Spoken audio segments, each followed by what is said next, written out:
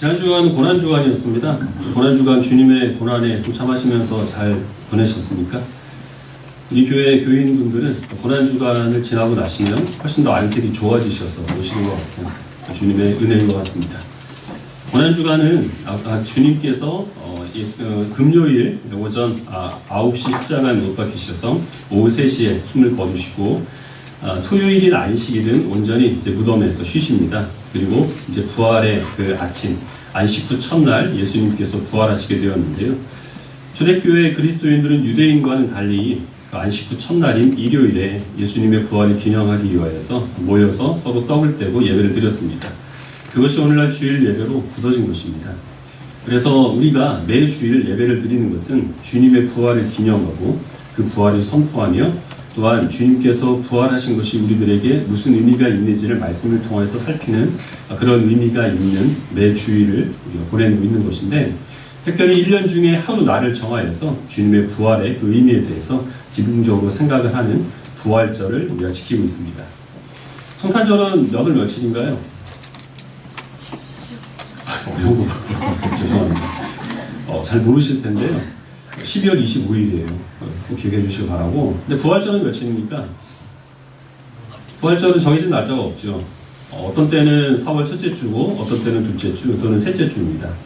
부활절을 어떻게 정하는가 기준은 충분히 지나고 나서 보름달이 뜬 바로 그 다음 일요일, 이것이 부활절입니다. 복잡한데 435년에 있었던 니케아 공의회에서 이게 결정이 되어서 지금까지 계속 지켜져 오는 것이라고 하니까 상당히 유서 깊은 절기입니다. 그런데 여러분들은 예수 그리스도의 부활을 다 믿기 때문에 매주일 예배를 드리고 특별히 부활절 이 아침에 와서 예수 그리스도의 부활을 기념하고 있는 것일 텐데요. 예수님께서 부활하셨다고 하는 실질적인 증거는 사실 아무것도 없습니다. 예수님께서 부활하신 그 몸을 많은 사람들에게 보여주신 것이 아니기 때문이죠. 예수님께서 부활하셨다라고 하는 것을 기록으로 남긴 문헌이라고는 사복음서가 유일합니다. 물론 고린도전서에도 사도 바울이 예수 그리스도의 부활을 언급하고 있지만, 그런데 이 성경 외에 다른 부활에 대한 어떤 기록도 남아있지 않은데, 문제가 무엇이냐면 사복음서에서 각각 예수 그리스도의 부활에 대해서 진술하는 것이 엇갈린다라는 겁니다. 예수 그리스도의 부활을 첫 번째로 목격한 증인이 여인들이냐 아니면 제자들이냐, 이것이 다르고, 부활하신 예수님께서 제자들을 만나신 곳이 예루살렘이냐 아니면 갈릴리냐, 이런 것들에 대해서도 조금씩 세부적인 면에 있어서 차이가 있기 때문에 예수님의 부활을 의심하는 사람은 그렇기 때문에 부활은 꾸며낸 이야기다, 어떻게 동일한 사건에 대해서 진술하는 사람들의 이야기가 다를 수가 있느냐, 이렇게 얘기를 합니다. 그러나 만약에 예수 그리스도의 부활이 없었다고 한다면 오늘날 기독교 신학이라고 하는 것은 세상에 존재하지 말았어야 됩니다. 생각을 한번 해보시기 바랍니다. 그때 당시 사람들에게 있어서 기독교는 유대교의 한 분파 가운데 새롭게 일어난 신흥 종교였습니다. 한때 사람들한테 인기를 끄는 듯 했지만 그 교주가 로마의 그 정부에 붙잡혀서 십자가에 못 박혀 처형을 당하게 되죠. 그리고 그를 따르던 몇몇 사람들은 그 예수가 죽었을 때 다 도망가 버리고 흩어지고 말았습니다. 예수님이 십자가에 죽으실 때 예수님을 추종하던 제자들까지 이 로마의 정부가 처벌하지 않은 이유는 그들의 세력이 너무나 미미했기 때문에 손볼 필요가 없었기 때문이죠. 그런데 그 조금 있다가 그때 도망쳤던 예수님의 추종자들이 다시 모여서 예수님은 다시 부활하신 하나님의 아들이시라는 소문을 내게 됩니다. 물론 말도 안 되는 소문이니까 그만 조금 있으면 잠잠해지리라 라고 여겼는데, 그런데 그 예수 그리스도의 부활을 믿는 사람들이 유대인이든 헬라인이든 막론하고 들불과 같이 일어나게 되었다라는 겁니다. 원래 이 로마 정부는 모든 종교에 대해서 관용적인 정책을 폈습니다. 하지만 기독교인에 대해서는 예외였는데, 왜냐하면 기독교인들이 황제 숭배를 거부했기 때문입니다. 기독교인들에 있어서 오직 영광 받으실 왕은 부활하신 예수 그리스도밖에 없었던 것이죠. 그래서 로마 정부는 이 기독교인들을 무자비하게 탄압을 합니다. 박해를 하면 사라지리라 라고 그렇게 생각을 했지만, 그러나 많은 박해 가운데서도 오히려 기독교는 점점 더 그 세력을 넓혀가게 되었습니다. 313년에 콘스탄티누스 대제가 기독교로 개종을 하고, 그리고 그때로부터 기독교가 공인이 됩니다. 그래서 이제 더 이상 기독교인을 박해하지 않는 그런 시대가 되었는데요. 역사의 기록에 의하면 콘스탄티누스가 이 개종하게 된 이유가 그가 전쟁을 앞두고 꿈을 꾸었는데 꿈에서 십자가를 보았다는 겁니다. 그리고 그 전쟁에서 승리를 거두었고 즉시 이 콘스탄티누스는 개종을 했고 기독교를 공인했다. 이게 역사의 기록입니다. 그런데 어떤 사람들이 이 부분을 조금 다르게 해석을 하는데요. 이 콘스탄티누스는 그 당시에 있었던 로마의 많은 황제 가운데 한 사람이었습니다. 세력 다툼 중이었는데 자기를 지지해줄 새로운 그런 지지 기반이 필요했다는 것이죠. 그리고 콘스탄티누스는 자기를 지지해줄 새로운 그런 지지 기반으로 기독교인들을 선택을 했다. 이런 현실적이고 정치적인 이유 때문에 콘스탄티누스가 개종을 한 것이다. 이렇게 얘기를 합니다. 만약에 꿈속에서 하나님께서 그에게 십자가를 보여주셔서 그래서 그때로부터 로마의 기독교가 공인이 되었다고 하면 그건 놀라운 하나님의 역사인데 그것과는 상관없이 콘스탄티누스가 그저 어떤 정치적인 지지 기반을 얻기 위하여서 기독교를 공인했다라고 하면 그건 더 놀라운 하나님의 역사입니다. 예수 그리스도께서 죽으신 지 280년이 지난 후에도 그 어떤 누구도 그때 살아있던 사람들은 예수 그리스도의 부활을 자신의 눈으로 보지 못했음에도 불구하고 목숨을 걸고 그 주 예수 그리스도의 부활을 순교를 감수하며 증언했던 사람들이 오히려 그 세력이 꺾이지 않고 날이 갈수록 더욱더 흥왕하고 그리고 강대해졌다라는 것은 예수 그리스도의 부활이 정말 있었던 역사적인 사실이었다라는 것을 배제하고는 도무지 설명할 수 없는 현상이라고 하는 겁니다. 사람들은 다 자기가 객관적인 것 같지만 그러나 지극히 주관적이어서 어차피 자기가 보고 싶은 것을 보고 자기가 믿고 싶은 것만 믿습니다. 예수님의 부활도 마찬가지인데요. 사복음서의 부활에 대한 그 기사가 엇갈린다는 것을 예수님의 부활을 믿지 않고 싶은 사람들은 그렇기 때문에 예수님의 부활은 거짓이다 이렇게 주장을 하지만 예수님의 부활을 믿는 주의 백성들은 그것이 오히려 예수 그리스도의 부활이 역사적인 사실이라는 것을 입증하는 증거로 받아들입니다. 만약에 여러분들이 목숨을 걸고 누군가를 속이기 위하여서 어떤 거대한 거짓말을 꾸며내야 한다라고 하면 그러면 여러분들은 사전에 관련된 많은 사람들과 모여서 수도 없이 입을 맞춰볼 겁니다. 정교하게 누구나 다 속아 넘어갈 만한 그런 거짓말을 꾸며내서 그 다음에 사람들한테 이야기를 하겠죠. 만약에 예수님의 부활이 제자들이 꾸며낸 이야기라고 한다면 어떤 제자들에게 물어봐도 토시 하나 틀리지 않고 똑같은 그런 증언으로 예수님의 부활을 주장할 겁니다. 하지만 이 복음서에는 제자들이 모여서 예수님의 그 부활에 대해서 어떤 거짓말을 꾸며냈다는 그런 흔적을 전혀 찾을 수가 없습니다.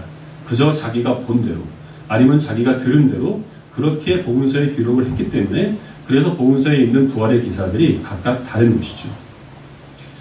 사복음서 모두 그 예수님께서 부활하신 그 무덤을 처음으로 목격한 증인을 여자라고 이야기를 합니다. 근데 그 당시 사회적인 통념상 여인의 말은 믿을 수가 없어서 여인들은 법정에서 증인으로 세울 수도 없었던 그런 시대였습니다. 만약에 이 제자들이 다른 사람들에게 예수님의 부활을 어떻게든 믿게 하려고 싶어 했다면 그 부활의 첫 증인을 결코 여자로 삼지 않았을 겁니다.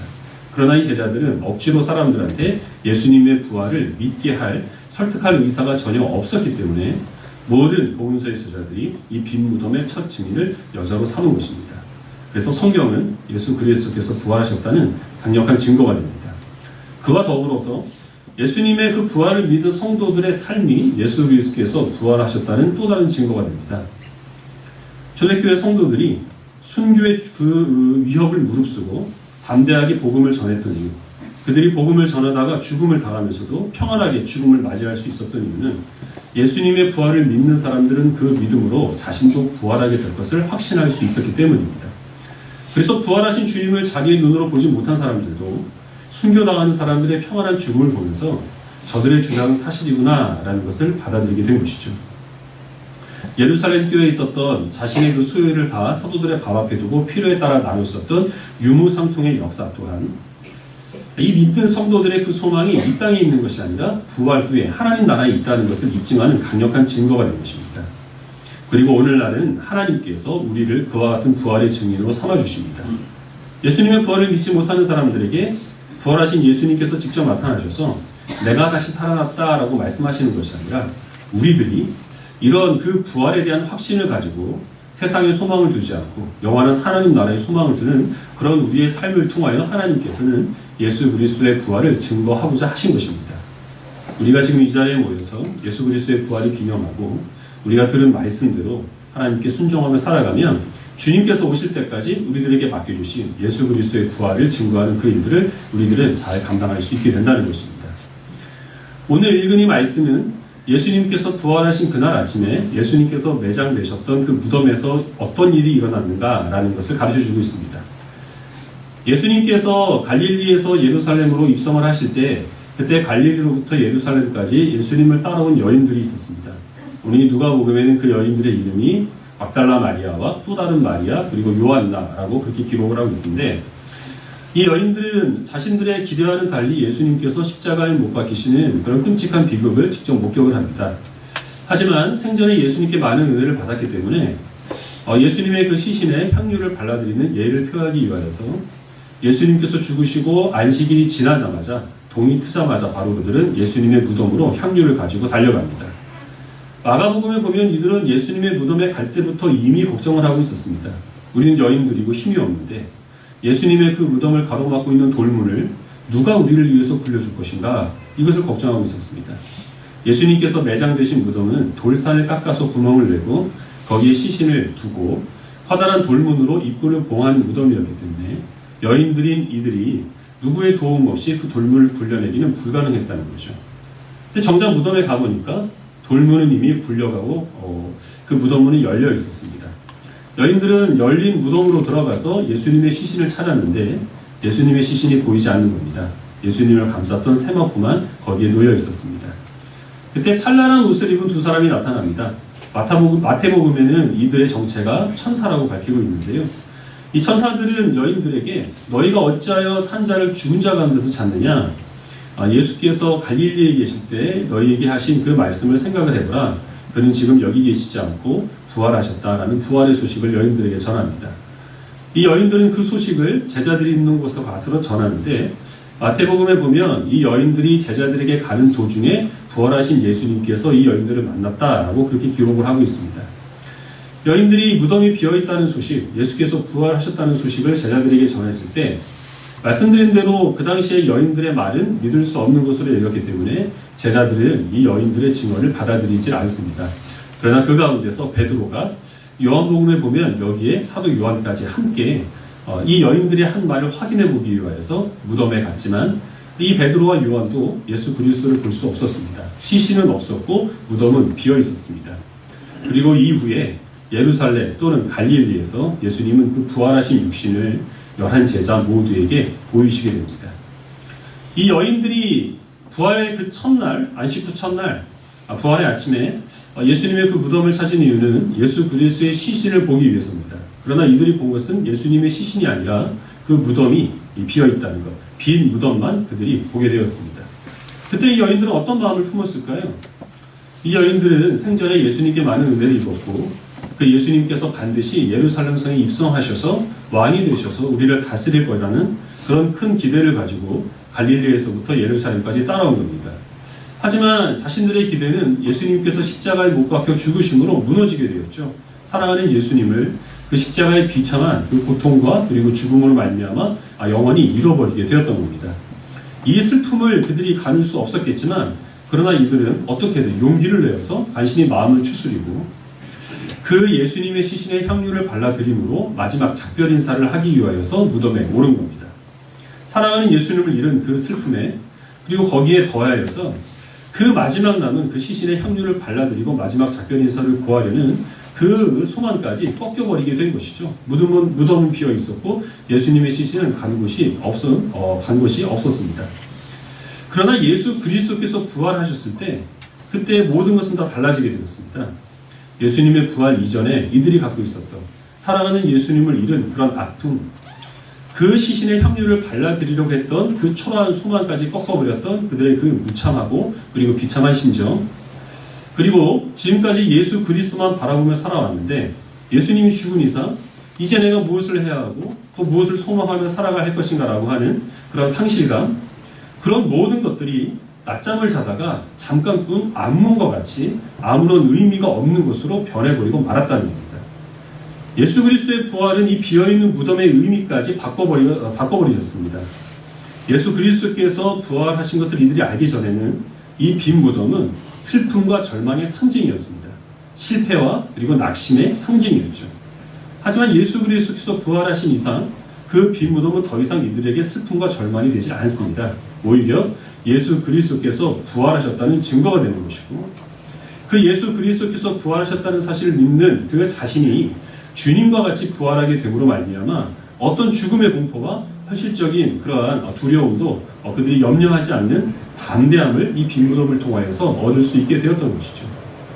부활하신 예수 그리스도를 만약에 이 제자들이 만나지 못했다고 한다면 그들이 이 빈 무덤을 떠올릴 때마다 슬픔과 절망에 사로잡히게 될 수밖에 없었겠지만, 그러나 부활하신 주님을 그들이 만나게 되므로 그 빈 무덤을 생각할 때마다 그들은 예수께서 부활하셨다, 그리스도께서 부활하심을 믿는 우리들도 부활하게 될 것이다, 그러한 마음으로 평안하게 그리고 담대하게 그들에게 주어지는 모든 환난과 고난을 즐겁게 감당할 수 있는 능력이 되었던 것입니다. 그리고 이것이 바로 부활에 갖고 있는 능력이라는 것을 우리는 기억하며 살아야 합니다. 예수님께서 말씀하신 것처럼 우리 신자들도 언젠가는 한번 육신의 죽음을 맞이할 수밖에 없습니다. 소유리 문답에는 이 신자의 죽음이 주는 유익에 대해서 말씀하고 있는데, 첫 번째로 우리 영혼이 얻는 유익이 있습니다. 우리가 죽을 때 신자들은 즉시 그 영혼이 거룩하여지고 영광스러운 하나님을 만나게 될 것이다 라고 약속을 하고 있습니다. 우리 육신은 비록 영혼처럼 그 즉시 평안한 상태로 들어가지는 못하고 무덤에 머물게 되겠지만, 그 무덤에서 안식을 취하고 있다가 예수님께서 다시 오실 때 그 육신은 부활을 하게 될 것이고 영혼과 결합하게 되어서 영원한 형체로 그리고 완전한 형체로 그렇게 변화될 것이다 라는 것이 성경의 약속입니다. 신자들만 부활하게 되는 것이 아니라 불신자들도 부활을 하게 됩니다. 계시록에 나와 있는 천년왕국을 어떻게 해석하느냐에 따라 시기적인 차이는 있지만, 그러나 중요한 것은 신자와 불신자 모두 다 육신적인 부활을 경험하게 된다는 것이죠. 그리고 부활한 그 신자와 불신자들은 하나님의 심판대 앞에 서게 되고, 신자는 영생을, 그리고 불신자들은 영벌을 받게 됩니다. 주님의 부활을 믿어서 이 부활의 아침에 이 자리에 와서 주님께 경배하고 주님의 그 부활을 기념하는 모든 주의 백성들에게 이 약속하신 그 부활의 영광이 임하게 될 것을 확신합니다.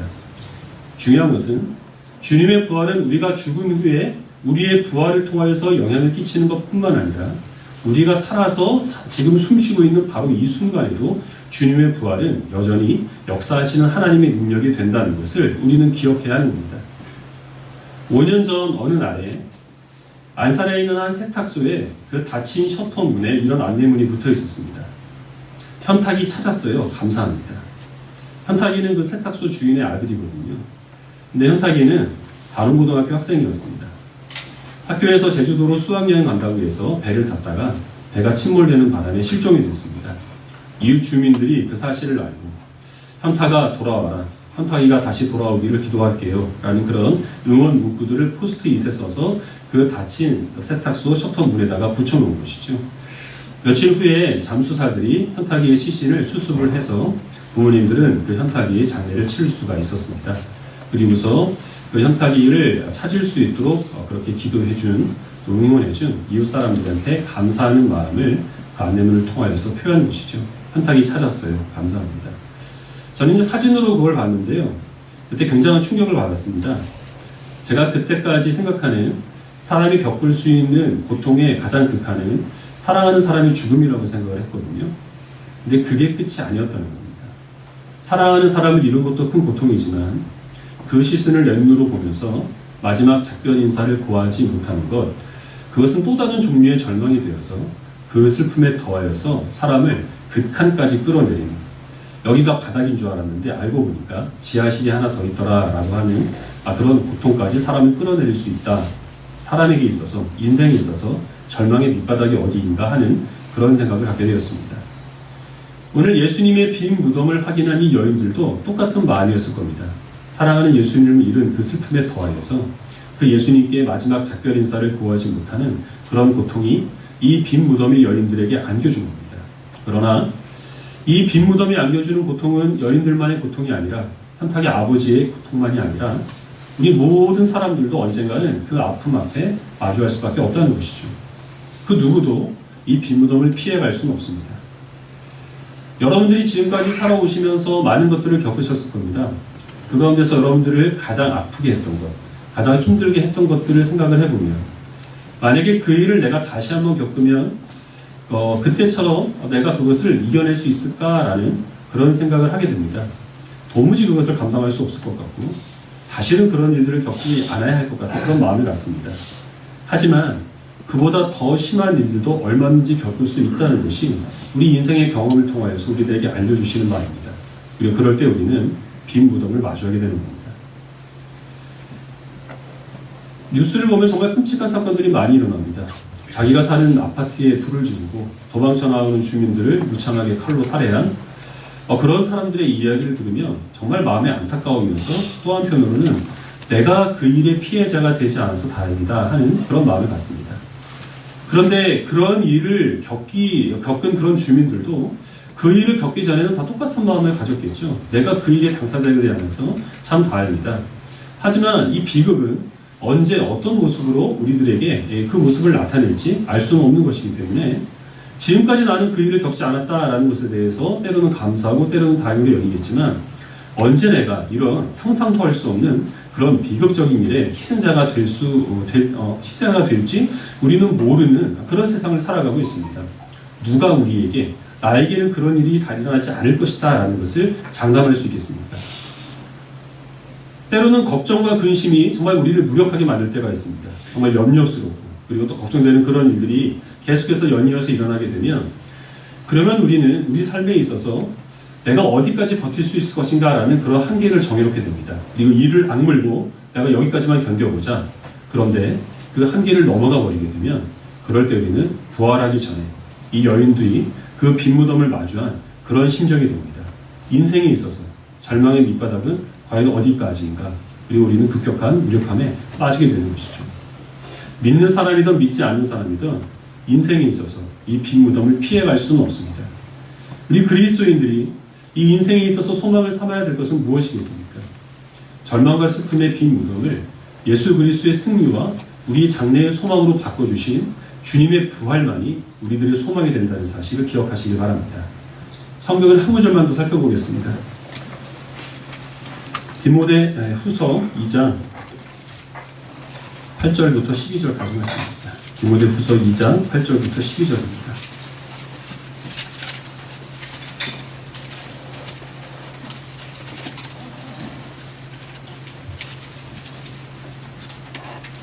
디모데 후서 2장 8절을 제가 먼저 읽고 12절까지 한 절씩 기록하겠습니다. 내가 전한 복음대로 13절까지 기록하겠습니다. 내가 전한 복음대로 다윗의 씨로 죽은 자 가운데서 다시 살아나신 예수 그리스도를 기억하라. 복음으로 말미암아 내가 죄인과 같이 내가 자기 평안을 받았으나 하나님의 말씀을 의지하리라. 그러므로 내가 택함 받은 자들을 위하여 모든 것을 참음은 그들도 그리스도 예수 안에 있는 구원을 영원한 영광과 함께 받게 하려 함이라.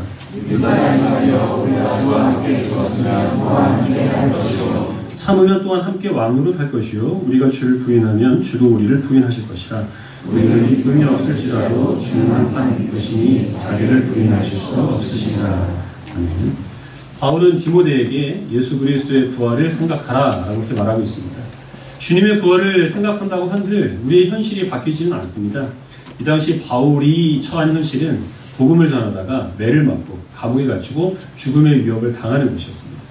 이 현실은 바뀌지 않지만 예수 그리스도의 부활을 생각을 하면 그러면 사도 바울이 복음을 전하다가 매를 맞고 감옥에 갇히는 일은 그에게 있어서 고난이 아니라 하나님의 그 복음이 더욱더 자유롭게 선포될 수 있는 기회로 변한다는 것입니다. 사도 바울은 지금 자기를 위해서 수고하는 것이 아니요 하나님이 택하신 주의 백성들에게 복음을 전함으로 그들을 하나님의 그 품으로 다시 돌려보내게 하시기 위하여서 그래서 지금 이 수고를 감당을 하고 있는데 그래서 많은 인내와 그리고 또 많은 고통을 그가 감수를 하고 있는데 그러나 예수 그리스도의 그 부활을 생각을 할 때 바울의 이 인내의 수고는 그에게 있어서 고통이 아니라 장래의 영광으로 주어지게 된다는 것입니다. 바울도 사람이기 때문에 죽음이 두렵습니다. 그러나 부활하신 예수 그리스도를 생각을 하면 사람의 죽음은 그것으로 절망이나 끝이 아니라 영생으로 들어가는 출입문이 되는 것입니다. 그리고 바울은 그 죽음이 그리스도와 함께 왕노릇하는 또 다른 새로운 출발이 되는 것을 그가 경험을 했기 때문에 그래서 바울은 디모데에게 예수 그리스도의 부활을 기억하라 라고 권면을 하고 있습니다. 주님의 부활을 기억하는 성도들이 되시기를 바랍니다. 부활하신 주님을 우리가 기억하지 아니하면 지금 우리가 수고하는 것, 지금 우리가 애쓰고 있는 것, 그런 것들이 부활하신 주님을 만나기 이전에 이 여인들과 같은 빈 무덤이 되어서 우리를 반드시 실망시킬 수밖에 없습니다. 세상은 결코 우리의 기대를 충족시켜 주지 않습니다. 실컷 유혹하고 꼬셔서 결국에는 극심한 나락으로 떨어뜨리는 것이 세상의 유혹이고, 그런 세상의 이 빈 무덤 앞에서 우리가 소망을 갖고 살아갈 수 있는 것은 오직 부활하신 예수 그리스도를 만나고 주님과 동행하며 그 주님께서 기뻐하신 뜻을 우리 삶을 통하여 이루어가기 위해 수고하는 것이라는 사실을 항상 잊지 않는 성도들이 되시기를 바랍니다. 주님의 부활을 기억하면 지금까지 여러분들이 어떤 비루한 삶을 살았든지, 과거에 어떤 상처를 안고 있든지, 지금 여러분들이 또 어떤 죄악된 모습으로 이 자리에 왔든지, 부활하신 주님은 그것을 아무것도 아닌 것으로 변화시켜 주십니다. 지금 우리가 힘들고 수고스럽고 그 누구도 우리를 인정해 주지 않고 우리가 애쓰고 수고하는 것에 대한 그 결실들을 우리가 지금 누리지 못하고 있는 그런 비참한 상황 가운데 있다고 하더라도 부활하신 주님께서는 그런 우리들의 삶을 마치 이 부활한 주님을 만나고 난 이후에 이 여인들에게 있어서 빈 무덤이 승리의 상징이 되었던 것처럼 우리들의 연약한 이 현실들도 하나님께서 은혜와 기쁨과 소망과 영광으로 반드시 바꿔주실 줄로 믿습니다. 예수 그리스도의 부활을 믿는 믿음으로 이 자리에 와서 주님의 그 부활을 기념하는 모든 주의 백성들이 이 부활의 신앙에 따라 살아가므로 주님께서 오실 때까지 주님의 부활을 증거하는 증인으로서의 사명을 온전히 감당할 수 있도록 하나님께서 역사해 주시기를 주님의 이름으로 간절히 소원합니다. 아멘.